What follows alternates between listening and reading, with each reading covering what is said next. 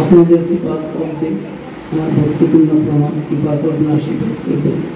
আলোচনা ক্রমে কেন্দ্রভাবে ভক্তি মার্জনা করবেন। আপনাদের চরম কৃপা সম্বল করে যেন ভক্তি কৃপাটা সময় করতে পারেন। আজকে এই মধুময় অমৃতময় প্রাণীতে মধুময় ভাগবত অমৃত কথা আমরা আস্বাদন করব। তার জন্য একমাত্র সম্বল সাধকের বৈষ্ণবের চরণে কৃপা। সাধক চরণে ভিন্ন কোনো কিছু সম্ভব হয় না। তাই তো সাধকের বৈষ্ণবের চরণ আশ্রয় করে আমি আলোচনায় প্রবেশ করছি। আমার ভক্তি মার্জনা করবেন। জয় সাধকের বৈষ্ণব। জগা জগা হি ধর্মস্য গ্লানি ভবতি ভারত অদ্ভুতানং ধর্মস্য তদাত্মানং সৃজমাহং পরিত্রাণায় সাধনাং বিনাশায় চ দুষ্কৃতম ধর্ম সমস্তমনার্থায় সম্ভবামি। হে ভগবান, হে গোবিন্দ, হে ভজপতি, হে মধুরেশ, হে প্রাণনাথ, হে রাধা পরমভাবময়ী রাধা রানীর প্রাণনাথ, হে প্রভু, তোমাকে তুমি গীতাতে এই অমোঘ বাণী শুনিয়েছিল। সেই অমোঘ বাণীর সত্যতা প্রমাণ করবার জন্য আজও তুমি নদীয়ার নগরে, নদীয়ার পথে পথে, তুমি নবদ্বীপের পথে পথে, ধুলি মলিন প্রান্তে, সেই পথে পথে তুমি নেচে নেচে গিয়ে গিয়ে ধুলিতে গড়িয়ে গড়িয়ে তুমি কৃষ্ণ নাম বিতরণ করছো প্রভু। তাই তোমার সেই অমোঘ ভক্তা সেই সত্য প্রেমময় বাড়িতে নদীয়ার নগর, নদীয়ার মাঝ জগত মাঝারে জগতের যত ভক্ত তোমার প্রেমানন্দ বেঁচে আছে।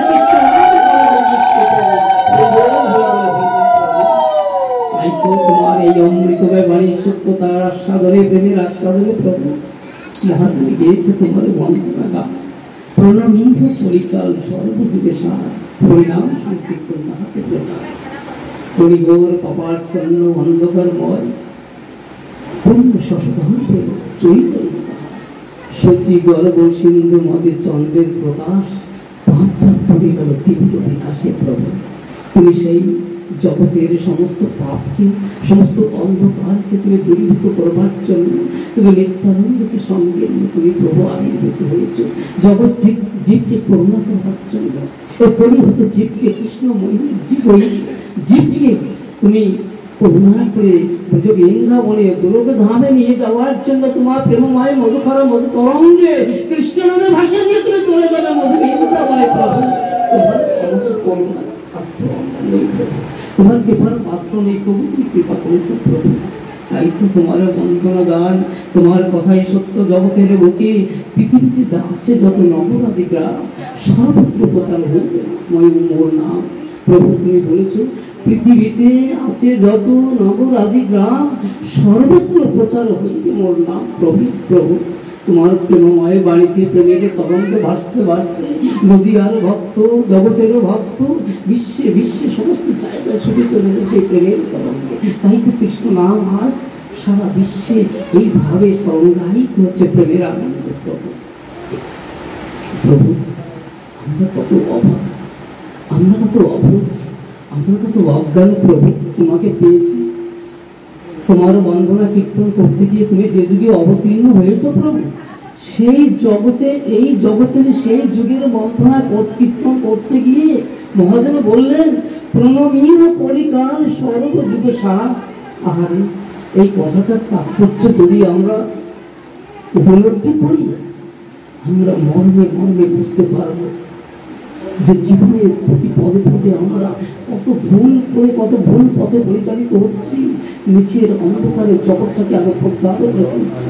প্রভু তুমি কৃপা করে এসেছো, তুমি এসেছো এই কলিযুগে তুমি এসেছো প্রভু।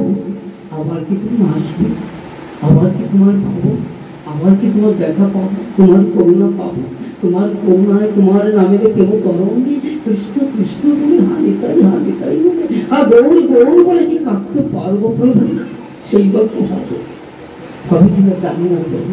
সেই বিচারে, সেই তাৎপর্য, সেই মহিমা কীর্তনে যদি আমরা ডুবে যাই, দেখবো আমরা কত কত অসাধা এমনও পরম রকম পরম ধন প্রেম তরঙ্গে নাচবার এই সন্ধিক্ষণ প্রেমময় ক্ষণ আমরা জীবন থেকে আমরা হারিয়ে ফেলে আজকে আমরা অন্ধকারে পথে চলে যাচ্ছি প্রভু। আচ্ছা প্রভু, এই যে কলিযুগ, এই যে কলিযুগে তুমি এসে অবতীর্ণ হয়েছ প্রভু, তুমি তো আবার আসবে নিয়মের পথে কিন্তু আবার আসবে প্রভু। সেদিন আমি থাকবো, সেদিনে তোমার দেখা হবে কি? তোমার এই নাম আস্বাদনের জন্য আমার শুভক্ষণ, আমার সেই মনুষ্য জন্ম, আমার সেই শুভক্ষণ হবে তো প্রভু। আমার গুরুজন থাকবে তো প্রভু, আমি উল্লাসিত হবে তো প্রভু। প্রভু আজ চারটে যুগ আমরা প্রভুকে আবার পাবো, কথা আছে আবার পাবো। তাহলে এই যুগে নাম সংকীর্তনকে নিজের জীবন থেকে সরিয়ে দিয়ে আমরা সেই যুগের যদি চিন্তা রাখি, সেই যুগের অপেক্ষায় যদি থাকি, আমাদের জীবনে কত বড় ভুল হবে তার প্রমাণস্বরূপ ভাগবত আলোচনা আস্বাদন করবো। জয় জয় গুরু গোবিন্দ।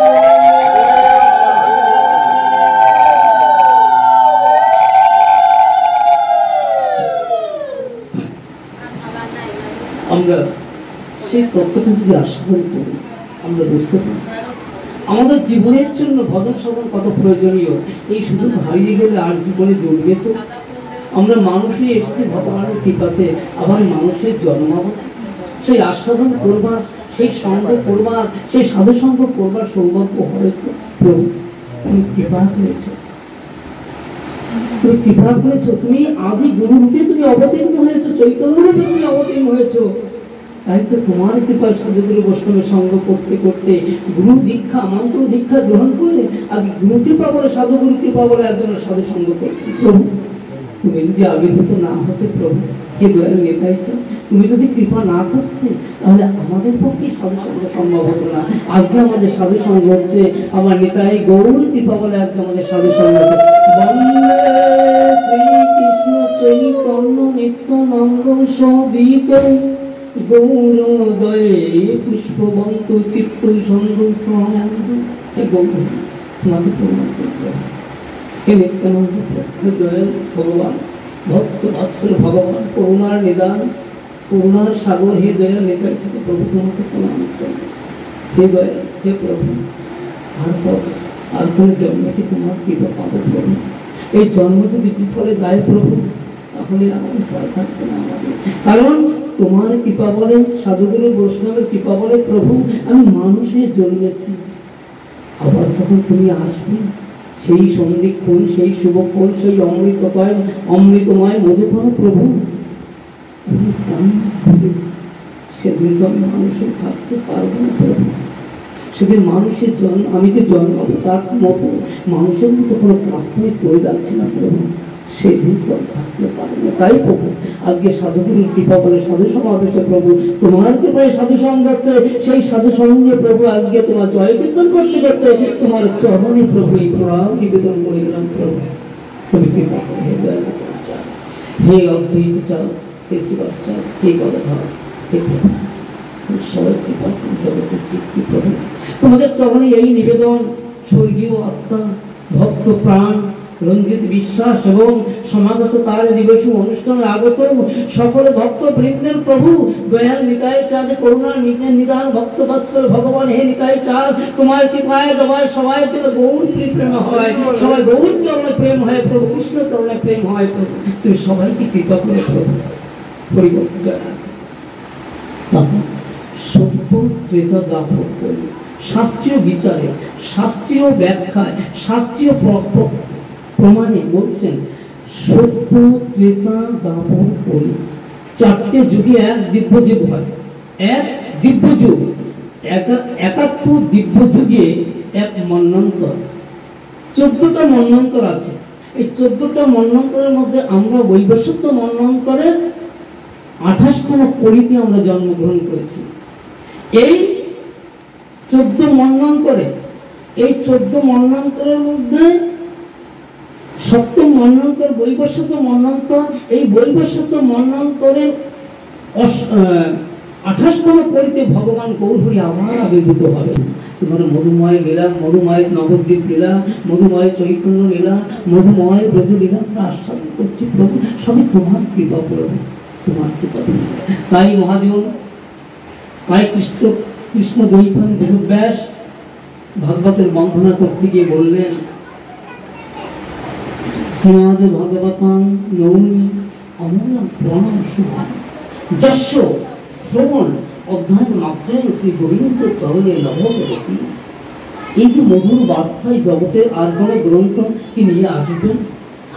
শ্রীকৃষ্ণ দ্বৈপায়ন বেদব্যাস ভাগবতের মহিমা কীর্তন করতে গিয়ে এই কথাটি বলেছেন। ভাগবতের মহিমা কীর্তন করতে গিয়ে নৈমিষারণ্যে শ্রী শুক মুখনিসৃত অমৃতময় ভাগবত মাহাত্ম্য তিনি প্রচার করেছিলেন। নৈমিষারণ্যে তিনি বলেছিলেন, যৎকেতস্রবয়ে নিত্যং যমক্ষর মনোনত্রী স্নগ্ন মেঘং পদার্থং পদার্থ মে বাবা শ্রুতবান জরুর শ্রীমাৎ নাতৎসর নিবর্ষ।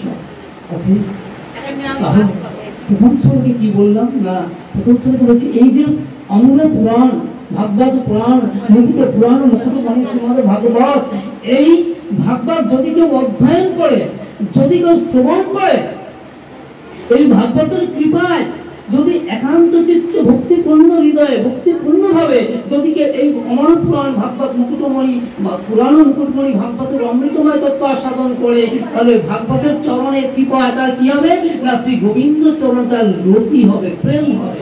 একমাত্র ভাগবত এই জগতে এই বার্তা নিয়ে এসেছেন। তাই কি বলছি, বিশ্ব স্নেহ বিশ্ব অমৃতেশ্ব পুত্রা বেদান্ত দর্শন বলছেন, ডেকে ডেকে বিশ্ব মানব কি শ্রেয়ন্ত বিশ্ব অমৃতেশ্ব পুত্র। এই অমৃতের পুত্রগণ তোমরা শোনো, ভাগবত শ্রবণ করো, সাধু সঙ্গ করো, তবে তোমাদের জীবনে পরম কল্যাণ। প্রভু আজকে তোমার কৃপায় আজকে আমরা ব্রজলীলা আস্বাদন করছি। হে গুরু, হে নিতাই, হে সাধুগুরু বৈষ্ণব, আমার ভগবান কৃষ্ণচন্দ্র ব্রজ বৃন্দাবন ব্রজ গোপীদের পরিত্যাগ করে তিনি মথুরায় আছেন। বিগত কিছুদিন তিনি গুরুগৃহে ছিলেন, সেখানে বিভিন্ন ছাত্রদের সঙ্গে অর্থাৎ শিক্ষার্থীর সঙ্গে শিষ্যদের সঙ্গে দাদা বলরাম ছিলেন, সখা সুদামা ছিলেন, আরো ছাত্র আরো শিষ্যগণ ছিলেন। সেই গুরু সঙ্গ অর্থাৎ সেই গুরু আশ্রমের সমস্ত শিক্ষা দীক্ষা গ্রহণ করে পূর্ণ করে সেই শিক্ষাকাল সমাপ্ত করে তিনি প্রত্যাবর্তন করেছেন মথুরায়। অনেকদিন তিনি মথুরা ছাড়া ছিলেন, অনেকদিন পরে তিনি মথুরায় এসেছেন। মথুরায় এই যে মথুরা বিরহ, তিনি কাতর হয়ে তিনি কি করছেন যে না, এতদিন আমি মথুরায় ছিলাম না, মথুরার ভক্তগণের সঙ্গে আমার সঙ্গ হয়নি, তাই তার হৃদয়টা কাতর হয়ে পড়েছে। তাই তিনি কি করেছেন না, রাজপ্রাসাদের চন্দ্রশালিকায় দাঁড়িয়ে তিনি যমুনার দিকে তাকিয়ে আছেন। অমোঘ দৃষ্টিতে তিনি যমুনার দিকে তাকিয়ে তাকিয়ে তিনি যমুনাকে দেখছেন। আর সেই সময়ে তিনি সেই মথুরা বিরহের পাশে তার জীবনের স্মৃতিতে জেগে উঠল ব্রজ বিরহ।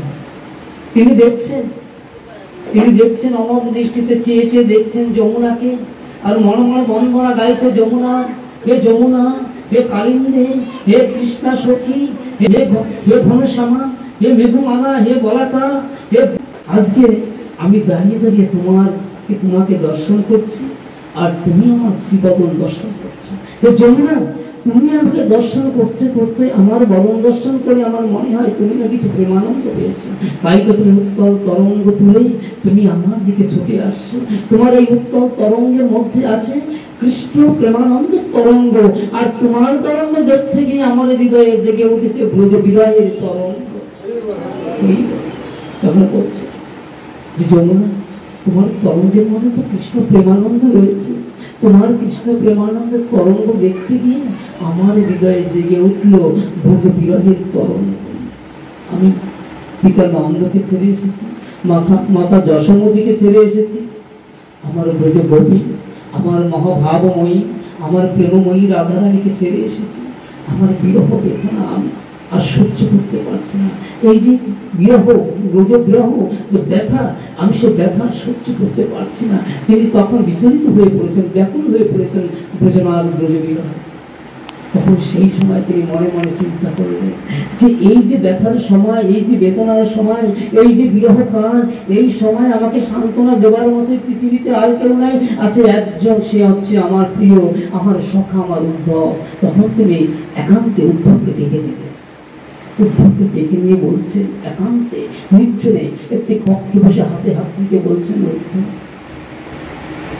আমি গুরুগৃহে গিয়েছিলাম, আমি মথুরা ত্যাগ করে গিয়েছিলাম, তোমাদের সবার কথা আমার মনে পড়ছে না, আমি ব্যথা পাচ্ছিলাম, বিরক্ত করা হয়েছিলাম। কিন্তু আজকে জানো উদ্ধব, আমি যখন রাজপ্রাসাদের চন্দ্রশালিকায় দাঁড়িয়ে আমি যমুনাকে অবলম্বন করছিলাম, যমুনাকে দর্শন করছিলাম, জানো উদ্ধব, যমুনার সেই আমার দর্শনে, কৃষ্ণ দর্শনের যে প্রেমানন্দ তরঙ্গ উত্থিত হয়েছিল, সেই তরঙ্গের মধ্য দিয়ে জানো, ওই তরঙ্গ দেখতে দেখতে আমার ব্রজ বিবাহের তরঙ্গ উঠে গেছে, আমি সেই বিরহ তরঙ্গে ভাসছি, আমি সহ্য করতে পারছি না উদ্ধব। এই বিপদের সময় আমি তো কাউকে আপন করে, তোমাকে যতটা আপন ভাবি, আমি বিপদের সময় আমি তো আমার কাছে আর অন্য কাউকে চাইছি না, আমি তোমাকেই চাইছি উদ্ধব। তাই তোমাকে আমি নির্জনে, এই নির্জন কক্ষে ডেকে নিয়ে এসেছি উদ্ধব। জানো, একটা উদ্দেশ্য আছে। তুমি বলছো, প্রভু তুমি বলো কি তোমার বাসনা, আমাকে কি করতে হবে? যে উদ্ধব, জানো একটা কথা, এই জগতের কোনো দিন আমি কাউকে সে কথা বলিনি, আমি সেই কথাটি আমি তোমাকে বলবো। জানো জানো উদ্ধব, উদ্ধবের হাতে হাত থেকে বলছেন শ্রী গোবিন্দ ব্রজপতি ভগবান কৃষ্ণচন্দ্র বলছেন, জানো উদ্ধব, তুমি আমি। উদ্ধব বলছেন, জানো উদ্ধব, তুমি আমি। অর্থাৎ হে উদ্ধব, তুমি আমার এত কাছের বন্ধু, তুমি আমার এত প্রাণ প্রিয়।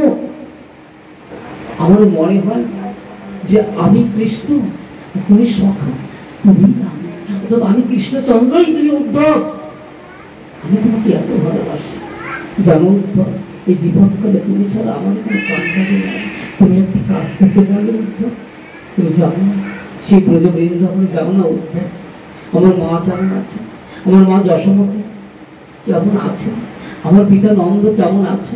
কেমন আছে আমার ব্রজ গোপীরা? কেমন আছে আমার ধবনী সমনী? কেমন আছে আমার ব্রজ সখারা? কেমন আছে আমার প্রেমময় রাধারানী? তুমি একবার দেখে আসবে। রাধারানী, রাধারানী হয়তো আর বেঁচে নেই, জানো উদ্ধব। তুমি যদি চাও তাহলে আমার মাতার কথা, পিতার কথা, ব্রজ সখাদের কথা, ব্রজ গোপীদের কথা, আমার রাধারানীর কথাটা তোমার কাছে চাও। এই সংবাদ এনে দেওয়ার তো ব্রজে আর কেউ নেই, জানো উদ্ধব। আমি যে বার্তাটি তোমার কাছে পাঠাবো, যে বার্তা দিয়ে আমি তোমাকে ব্রজ বৃন্দাবনে পাঠাবো, যে কথাগুলো আমার হয়ে তুমি বলবে, আমার হয়ে তুমি যে আমাকে বলবে উদ্ধব, এ জগতে দ্বিতীয় কেউ নেই, তাই তোমাকে আমি ব্রজ বৃন্দাবনে পাঠাতে চাই। বলছে, প্রভু আমি যদি যদি তোমার বিরহ ব্যথাকে উপশম হয় আমি যাবো, তুমি আমাকে তৈরি করে দাও, তুমি অনুমতি দাও প্রিয়, তুমি অনুমতি দাও, আমাকে যাওয়ার ব্যবস্থা করে দাও। আমি ব্রজ বৃন্দাবনে যাই। উদ্ধব জানতো যে আমি যদি ব্রজ বৃন্দাবনে যাই, গিয়ে যদি এখানে এই সমস্ত সংবাদ কৃষ্ণ ভগবান কৃষ্ণচন্দ্র যে ব্রজ বিবাহে কাতর, এই তার যে এই কাতরতার সংবাদ যদি আমি ব্রজ বৃন্দাবনে গিয়ে মা যশোমতী, পিতা নন্দ, সখাদের সঙ্গে এবং ব্রজ গোপীদের সঙ্গে রাধারানীকে যদি আমি জানাতে পারি, তারা একটু সুখ পাবে, আনন্দ পাবে যে মথুরায় গিয়ে মথুরাপতি হয়ে ব্রজ বৃন্দাবনের কথা ভুলে যায়নি শ্রীরাম সুরাম রাম বসুরাম মধুরাম বলে কথা, ধবনী সমনীর কথা, পিতা নন্দ, মা যশোমতীর কথা ভুলে যায়নি মহাভাবময়ী প্রেমময়ী রাধারানীর কথা।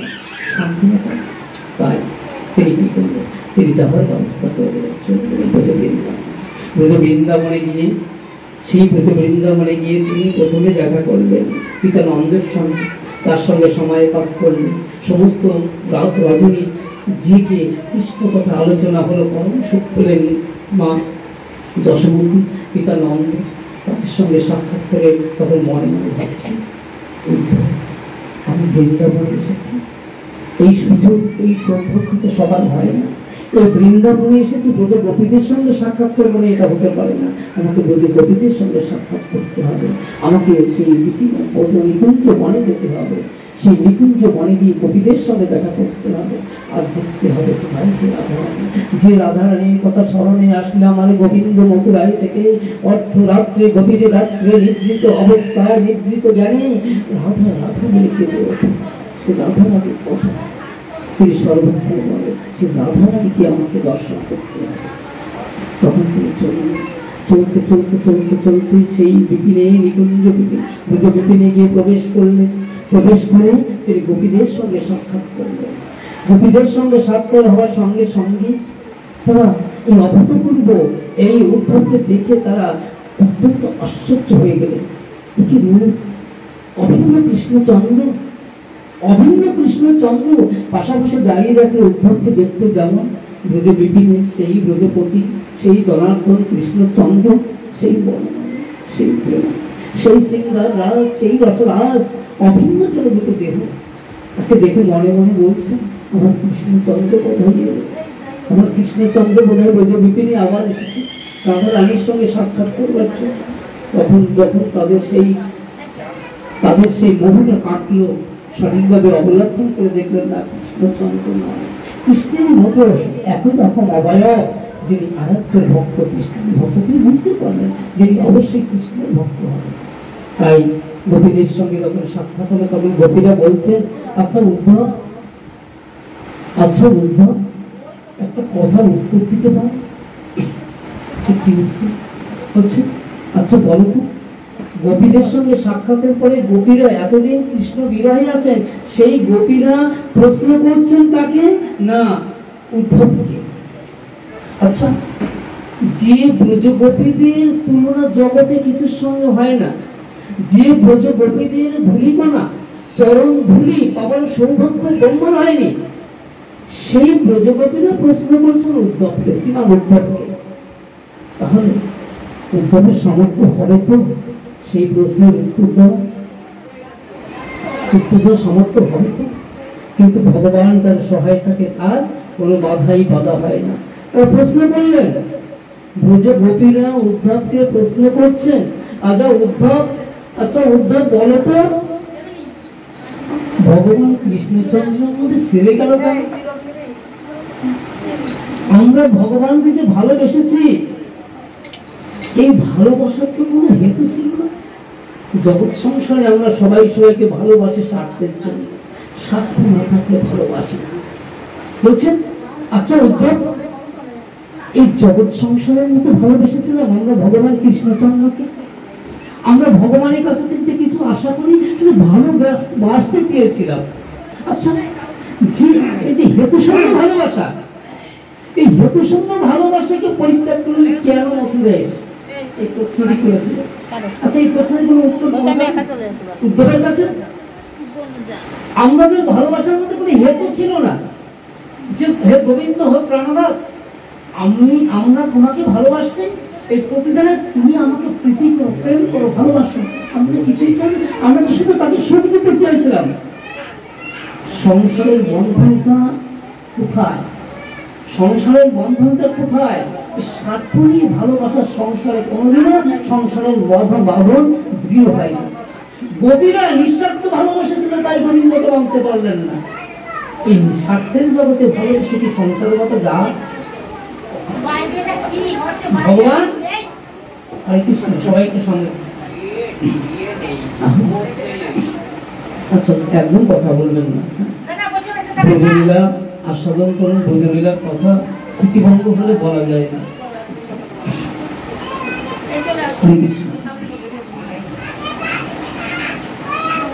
এই উত্তর কি উদ্ধব দিতে পারবেন? আমরা কোনোদিন তো গোবিন্দের কাছে কিছু চাই না।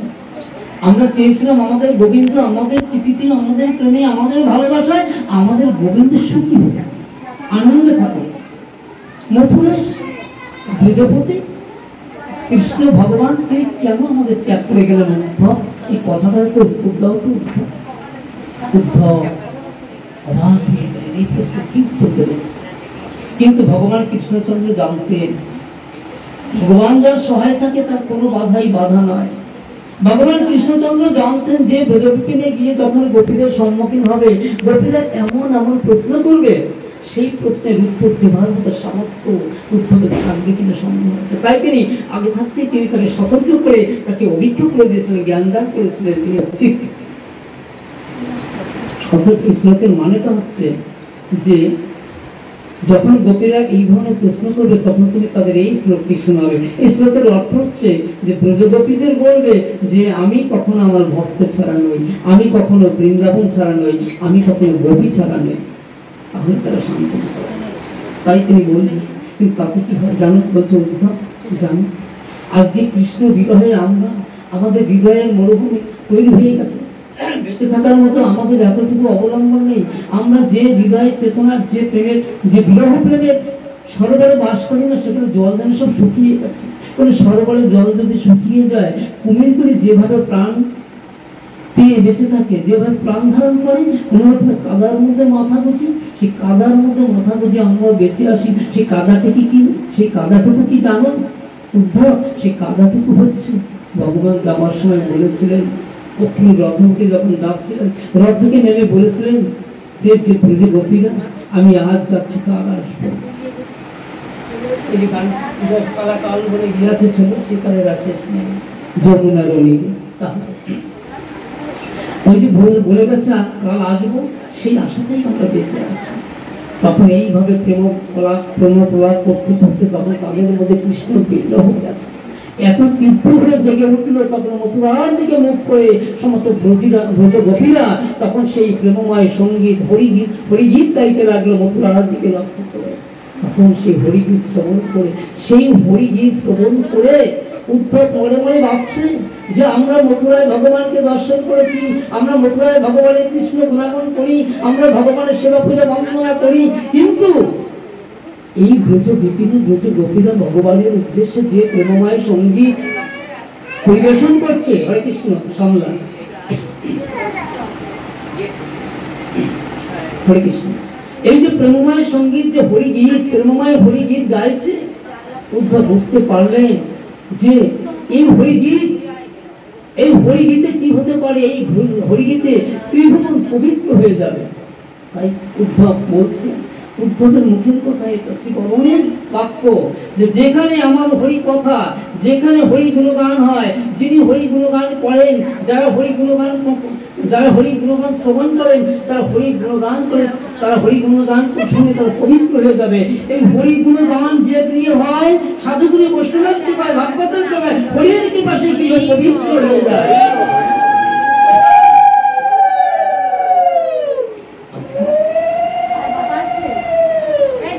উদ্ধব মনে মনে ভাবলেন, ব্রজ গোপীদের সঙ্গে আমাদের সাক্ষাৎ হবে। তখন সাক্ষাৎ হলো, দেখি রাধারানীর সঙ্গে একটু সাক্ষাৎ হওয়া দরকার। তিনি তখন কি করলেন, ব্রজ গোপীদের সঙ্গে তিনি আস্তে আস্তে নিকুঞ্জ বনের গভীরে তিনি প্রবেশ করলেন। গভীর কারণে নিকুঞ্জ মন্দিরে তিনি প্রবেশ করে অদ্ভুত এক আশ্চর্যকর এক ঘটনা তিনি অবলম্বন করলেন, দর্শন করলেন। কি দেখলেন? সমস্ত অষ্টসখী পরিবৃত্ত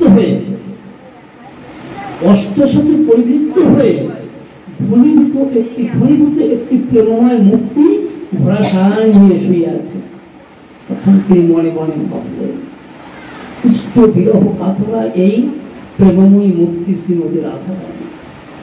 অথচ রাধারানীর মধ্যে এত কৃষ্ণ ব্যাকুলতা এই পৃথিবীতে, এই জগতে আর কারণ নাই। তিনি তার প্রেমী বৈয়সী, অর্থাৎ রাধা প্রেমের উপরে জগতে আর কিছু হতে পারে না। তিনি তখন বুঝলেন, তখন কিভাবে রাধারানী পড়ে আছেন, দশা, শেষ দশা, অর্থাৎ একসঙ্গে 10টি প্রেম বিকার একই অঙ্গে একই সময়ে যখন প্রকাশ পায়, তখন তাকে বলা হয় শেষ দশা। সখী অঙ্কে হিম বপু রসনা অবশ। রাধারানীর অঙ্গ কেমন হয়ে গেছে? হিম হয়ে গেছে, হিম শীতল হয়ে গেছে। সখী অঙ্কে হিম বপু রসনা অবশ, রসনা মানে জীব অবশ হয়ে গেছে, কথা বলতে পারছেন না। পানি তলে ধরাতল, অর্থাৎ এই পানি হাতের তলটা ধরাতলে চলে গেছে, উল্টে গেছে। আর তিনি এইভাবে প্রসারিত হয়ে তিনি পড়ে আছেন রাধারানী। উদ্ধব গিয়ে পাশে দাঁড়িয়ে দেখছে উদ্ধবের সাহস হচ্ছে না সেই সময় গিয়ে রাধারানীর চরণ স্পর্শ করে তাকে প্রণাম করে। তিনি বুঝতে পারছেন কৃষ্ণ বিরহ প্রেম যাদের এত গভীর। উদ্ধব বলছেন এই কথা, বৃন্দাবনে নিকুঞ্জ বনে নিকুঞ্জ মন্দিরে প্রবেশ করে গোপীদের দর্শন করে রাধারানীকে দর্শন করে শ্রীমৎ উদ্ধব তিনি বলছেন কথাটি কি বলছেন যে তিনি রাধারানীর গোপীদের এই প্রেমময় হরিগীতি এবং এই প্রেমময় বিকার দর্শন করে ব্যাকুলতা দর্শন করে এই উদ্ধব মনে মনে ভাবছেন যে আমার পক্ষে সাহস দেখানো সম্ভব নয় যে আমি গোপীদের চরণ স্পর্শ করে তাদের ধূলিকণা স্পর্শ করে। অভিন্ন কৃষ্ণচন্দ্র উদ্ধব যিনি অভিন্ন কৃষ্ণ রূপে গুণে এবং ভক্তিতে, সে উদ্ধব বলছে যে আমার সাহস হচ্ছে না আমি এই গোপীদের একটি পদের স্পর্শ করে তাকে প্রণাম করি। গোপীদের প্রণাম করবার কথা ধরে থাক, তাহলে বৃন্দাবনের রজ কত পবিত্র, বৃন্দাবনের ধুলি কত পবিত্র বলছেন যে এই ধুলি তো কি জগৎ পবিত্র হয়, এই গোপী ধুলি যারা গ্রহণ করতে পারেন তারা ধন্য ধন্য তাদের মানব জীবন। উদ্ধবের সাহস হয়, দাঁড়িয়ে আছেন পাশে। তখন উদ্ধব মনে মনে ভাবছে যে আমি যদি কোনোদিন এই ব্রজ গোপীদের এই ধুলি গ্রহণ করা আমার পক্ষে সম্ভব নয়। মনে মনে বাসনা করছেন উদ্ধব, যদি কৃপা বলে যদি কোনোদিন এই বৃন্দাবনের গুণমূলত হয়ে জন্মাতে পারি সেই দিন আমার জীবন ধন্য হয়ে যাবে। কিভাবে ধন্য হবে? যখন আমার শ্যাম সুন্দর বংশীর ভরি করে যখন গোপীদের আকর্ষণ করবেন তখন এই গোপীরা সেই শ্যাম সুন্দরের বংশীর কানে পাগলে পড়া হয়ে ছুটে চলবে যখন এই ব্রজ বিপিনের মধ্য দিয়ে, তখন সেই কথার সময়ে তাদের পদরেণু যদি আমার গায়ে পড়ে আমি তিলবিক্ষলতা হয়ে আমার জীবন ধন্য হয়ে যাবে। আমি সেইভাবে আমি ব্রজ বিপিনে লতা হয়ে জন্মাতে চাই। তিনি বিধির কাছে আবেদন করে বলছেন, বিধি যদি গুণমলতা করি তোরে কুঞ্জ বনে সাজিতাম ব্রজ গোপীর পদরাজ আবরণ নিত্য নিকুঞ্জ মাধারে সখী শোনে অভিসারে এসে কিশোরী আমারে দরিতেন শ্রীচরণে হাতে বাসি কালো শশী নিকুঞ্জ কাননে বসি সদা রহিতেন বসি মম পড়ে শ্রীমতী দূষণে। আহারে কি বাসনা! ক্রিয়াশ্রমে রাধাশ্যাম ঘামিতেন অভিরাম অমনি পদরিখাম লভিতাম শ্রীযতনে। বাবা বলছেন বিধির কাছে প্রার্থনা করছেন, হে বিধি তুমি নাকি এই ব্রজ বিপিনের গুণমূলতা করে দিও। এই গুণমূলতা হয়ে আমি যখন জন্মাবো তখন শ্যাম সুন্দরের বাঁশির কানে ব্রজ বিপিনে যখন গোপীরা ছুটে চলবে, তারা অতি দ্রুত গতিতে ছুটে চলবে, সেই গতিতে যাওয়ার সময় তাদের চরণের ধুলি আমার অনেকে করে দেবে, তাদের সেই চরণের ধুলি আমি বক্ষে ধারণ করে সেই দিন আমার জন্ম আমি সার্থক করবো। তুমি যদি আমাকে ব্রজ বিপিনে তিরুলতা পড়ে দাও, আমার শ্যাম সুন্দর যখন কিশোরীকে নিয়ে প্রেমালিঙ্গনে যখন প্রেম বিহারী করবে আমার উপরে, তখন শ্যাম সুন্দরের অঙ্গ স্পর্শে চরণ স্পর্শে আমার জন্ম ধন্য হয়ে যাবে। তাই হইব এই অভিন্ন কৃষ্ণচন্দ্র রূপে গুণে এবং বিভিন্ন দিক থেকে সেই উদ্ধবের যদি এই বাসনা হয়, আমাদের জীবনে কি একটু বাসনা হওয়া দরকার নেই? আমাদের কি একটু বাসনা হবে না? আমাদেরও বাসনা হওয়া দরকার। এই সাধুদের প্রশ্ন তোমরা কৃপা করো, সাধুদের চরণে ভিন্ন, সাধুর চরণ ভিন্ন, সাধুর চরণ কৃপা ভিন্ন, সাধুর ধুলি ভিন্ন। এই দেহ পবিত্র না হলে এই প্রেমময় লীলা সাধন করার যোগ্যতা হবে না। তাই আমাদের হে সাধুগুরু বৈষ্ণব জন্মে জন্মে তোমাদের সঙ্গ যেন আমরা পাই। হে সাধুগুরু বৈষ্ণব জন্মে জন্মে তোমাদের চরণ ধুলি পেয়ে যেন ব্রজের ধুলি পাওয়া সৌভাগ্য আমাদের হয়। তাই বল হরি বল হরি।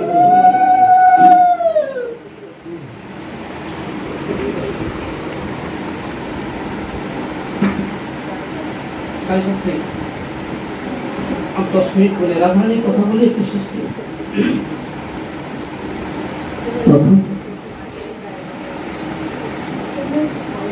রাধারানী যখন এই ভ্রমণটি কাটলো তখন এই নিকুঞ্জ কাকুলে নিকুঞ্জ মন্দিরে তখন রাধারানীর সঙ্গে একটা কথা হলো। রাধারানীর সঙ্গে যখন কথা হলো তখন উদ্ধব বলছে, হে প্রেমময়ী মহাভাবময়ী, হে কৃষ্ণ প্রিয়সী শ্রীমতী রাধারানী, আমি আজকে প্রায় 10 মাস ধরে রয়েছি। এই 10 মাস এই ব্রজ বিপিনে থেকে আমার মনে হয় আজকে আমার জীবন সার্থক করে, ধর্ম সার্থক করে, কারণ আমি তোমার শ্রী চরণ করে থাকবার সৌভাগ্য লাভ করেছি, যে সৌভাগ্য ব্রহ্মাও আজ পর্যন্ত পাই। কারণ ব্রহ্মা এই রাধারানী কৃপা পাওয়ার সৌভাগ্য এখন ব্রহ্মার হয়নি।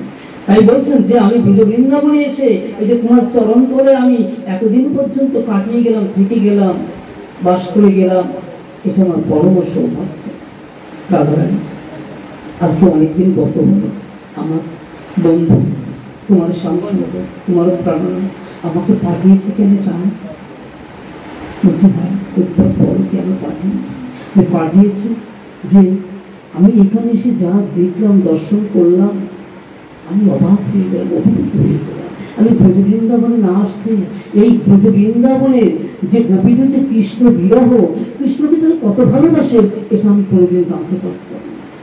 সেই সাক্ষাৎ অভিজ্ঞতাটা আমার তখন বলছি, এই যে তোমাদের সঙ্গে দর্শন করে যে তোমরা যে কৃষ্ণ ব্যথায় ব্যথিত হয়ে বিরহ কাতর হয়ে আছো, এই সংবাদটা তাকে দিয়ে সে একটু পোষণ করে। আর ভগবান কৃষ্ণচন্দ্র যে তোমাদের জন্য ব্যথা পাচ্ছে, ব্যাকুল হয়ে আছে, সে সংবাদও তোমাদের আমি জানালাম। তাহলে উভয়ের মধ্যে যে আদান প্রদান সংবাদ হলো, এই সংবাদ আদান প্রদানের মধ্যে তোমাদের মধ্যে উভয়ের মধ্যে একটা প্রীতি, সান্ত্বনা পাওয়ার মতন একটা মুহূর্ত, একটা অবকাশ হলো।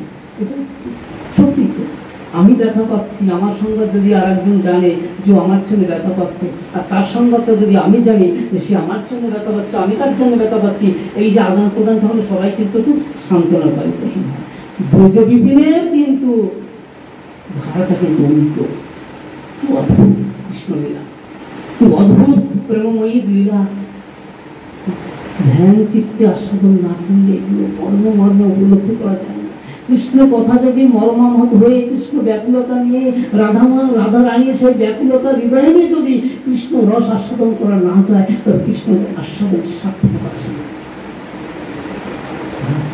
বলছে উদ্ধব, তুমি ব্রজ বিপিনের যে ধারা, যে নীতি, সেটার ব্যাপারে সম্পূর্ণ অজ্ঞ। বলছে কি বলছেন?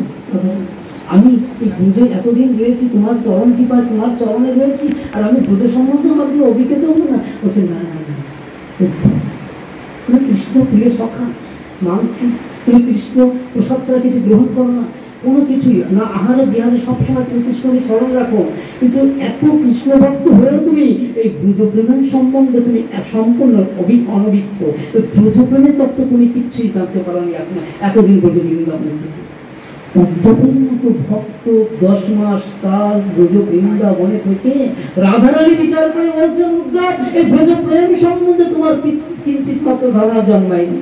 তাই সেই ব্রজপ্রেম আস্বাদন করতে গেলে আমাদের কোন জগতে যেতে হবে? এটা মানুষের পক্ষে সম্ভব? যদি গুরু কৃপা থাকে, যদি সাধুগুরু বৈষ্ণব কৃপা করে, যদি ভাগবত কৃপা করে, তবেই আস্বাদন করা সম্ভব। তার মানে উদ্ধবের আস্বাদন করতে পারিনি, আমাদের পক্ষে সেটা আস্বাদন সম্ভব নয়। তথাপি সম্ভব সাধুগুরু বৈষ্ণবের কৃপা করে। তাই তো সাধুর চরণ পাবার জন্য এই কৃপারস পেয়ে ওই রস আস্বাদনের জন্য সাধুর চরণ তলে বসে আসে।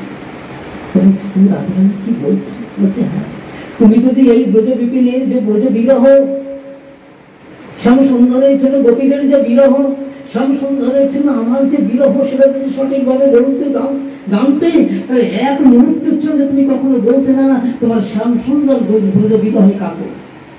কি বুঝবো? মহাজন যদি ব্যাখ্যা করে বুঝিয়ে না দেন আমাদের জ্ঞানের জগতে, বোঝা বড় কঠিন। বলছে একবারও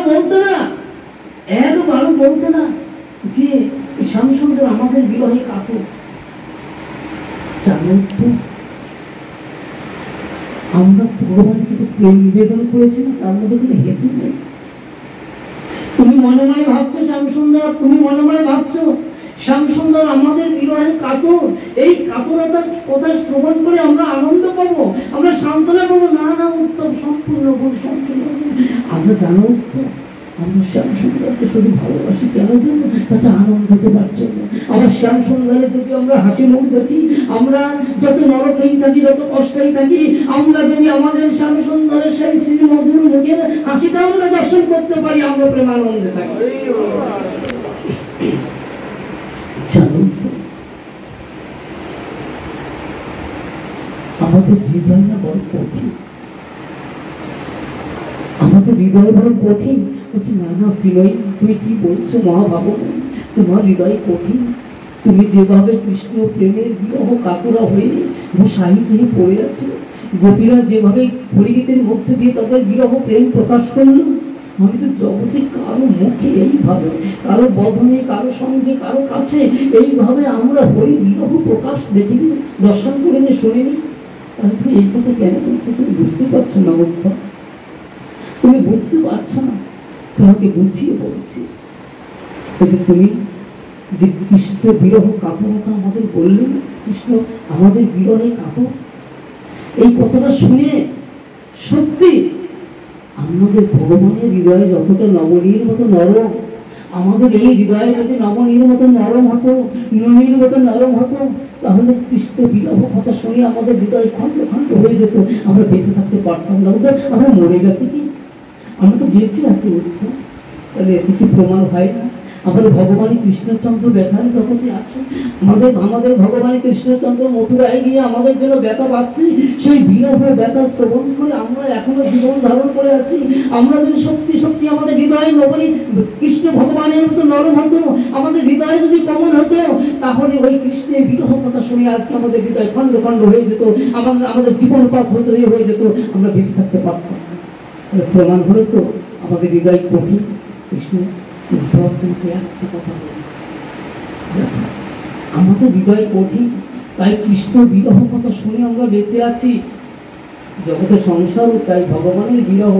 একদিন তার সেবা পূজা করি না, তার চরণে তুলসী দিই না, তাকে ভোগ নিবেদন করি না, তাকে প্রসাদান্ন নিবেদন করি না, আমার ভগবান কি কষ্ট পান? সেই বিরহ ব্যথাকে আমাদের মধ্যে জাগে কখনো? তাই তো আমরা সেই অধ্যায় দেয় আমরা আমাদের মধ্যে আলোচনায় আনি না, আমাদের সংসার জীবনে আনি না।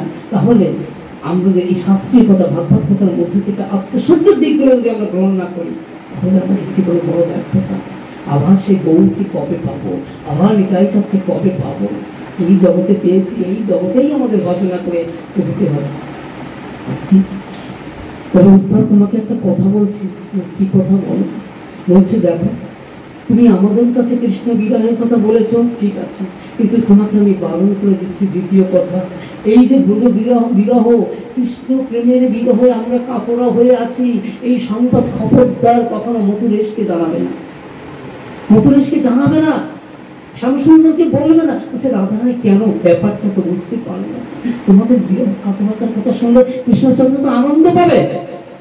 ওই যে বলেছি না উদ্ধব, এই ব্রজ প্রেমের রস, ব্রজ প্রেমের তত্ত্ব, ব্রজ প্রেমের ধারাকে তুমি কিচ্ছুই বোঝনি, তাই বলছি তুমি বলবে না। বলছে কেন বলবো না, আমাকে বুঝিয়ে বলো শ্রীমতী। বলছে কেন জানো, আমাদের হৃদয় কঠিন তুমি বুঝেছো, কিন্তু আমার শ্যামসুন্দরের হৃদয়টা নবনীর মতো নরম। আমরা তার ব্যথা শুনে বেঁচে আছি, কিন্তু আমার শ্যামসুন্দর যদি এই ব্রজ বিরহ যদি শ্রবণ করে, গোপী বিরহ যদি শ্রবণ করে, রাধারানীর বিরহ কথা যদি শ্রবণ করে, আমার শ্যামসুন্দর জীবন ধারণ করতে পারবে না। আমার শ্যামসুন্দর তখনই ত্যাগ করবে।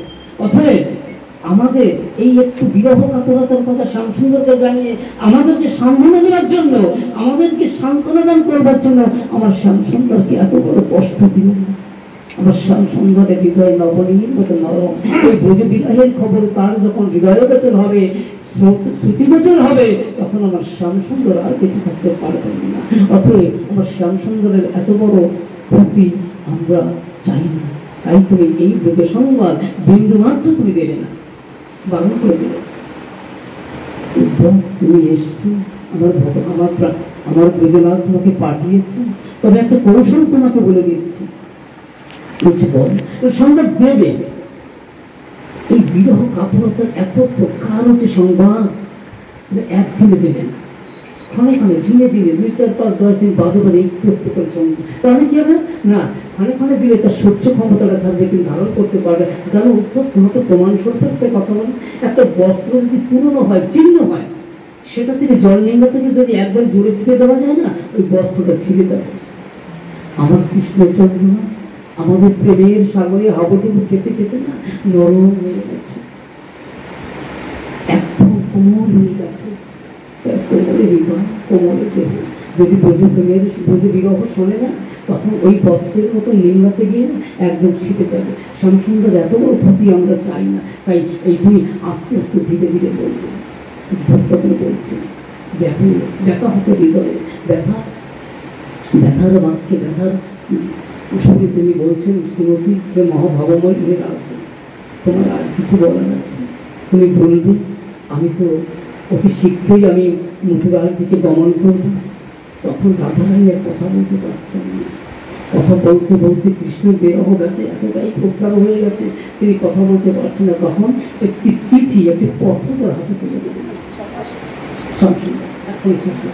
শ্যামসুন্দরের উদ্দেশ্যে একটি চিঠি, চিঠির কথা বলে শেষ করছি, হাতে চিঠিটা দিয়ে দিলেন। চিঠিতে লিখেছেন, চিঠিতে রাধারানী লিখেছেন, হে শ্যামসুন্দর,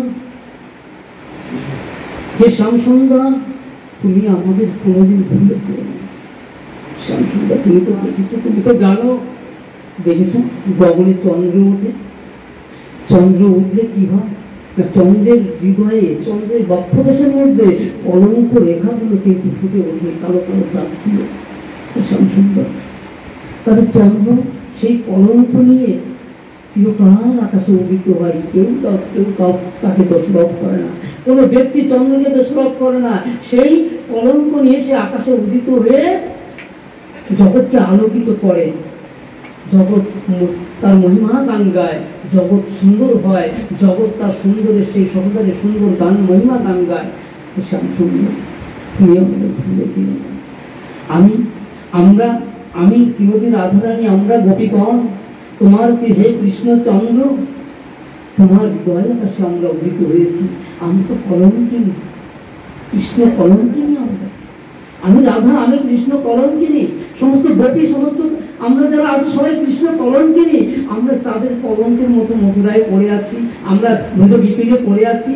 তাই হে কৃষ্ণচন্দ্র, তোমার চরণে এই প্রার্থনা, চন্দ্র যেমন কলঙ্ক হয় না তদ্রূপ হে কৃষ্ণচন্দ্র, তোমার হৃদয়ে আমাদের এই কলঙ্কময় গোপীদের স্থান দিয়ে তুমি মথুরার আকাশকে আলোকিত করে জগৎকে আলোকিত করে আমাদের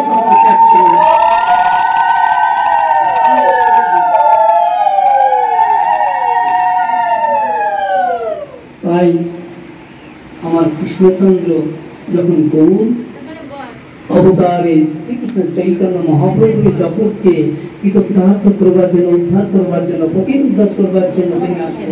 তাই তো সেই কলঙ্কময়ী মহাভাবময়ী শ্রীময়ী রাধারানীকে তিনি সঙ্গে নিয়ে তিনি রাধা কৃষ্ণ এক আত্মা দুই দেহ ধরি আনন্দ বিলাসের আস্বাদন করি, সেই দুই এক চৈতন্য গোসাই ভাব আস্বাদিত হয়ে হইলে এক খাই। তাই রাধারানী কথাকে তিনি প্রত্যাখ্যান করতে পারলেন না। তাই রাধারানীকে সঙ্গে নিয়ে আজকে আমার রাধারানীকে সঙ্গে নিয়ে ভাই নিত্যানন্দকে সঙ্গে নিয়ে আমার গৌরচন্দ্র নদিয়া চন্দ্রকে অবতীর্ণ হয়ে